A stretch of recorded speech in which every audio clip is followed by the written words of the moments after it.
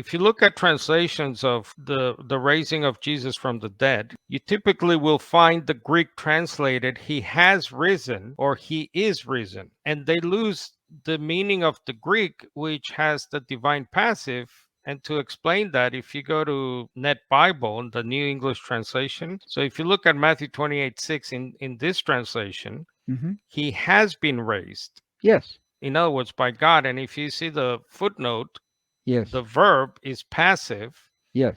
This divine passive, so called, points to the fact that Jesus was raised by God. But you see how many translations Hmm. lose that meaning? Is it a mistranslation? He has risen or he is risen? It doesn't say in that passage what it said in the other one you just looked at. It clarifies it. My point is that Yes, the Net Bible brings out the true meaning of the Greek, I which see. is lost to me biased translations, which Hmm. make it seem as if he just got up. But it says more than that. He didn't just get up. It says someone else got him up. Someone else raised him. Yes.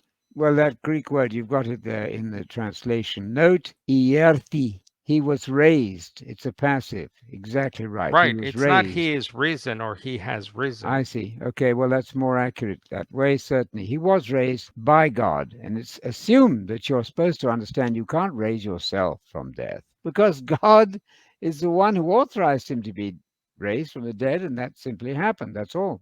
Yeah, I mean, this is the typical language of the New Hmm. Testament, Yes. that Jesus was raised Hmm. by God from the Yes. dead. Yes. If Jesus raised himself somehow, like you said, when you're dead, you're not alive. When you're Right. asleep, you're not awake. When you're unconscious, you're not conscious. You're not Yeah. doing things.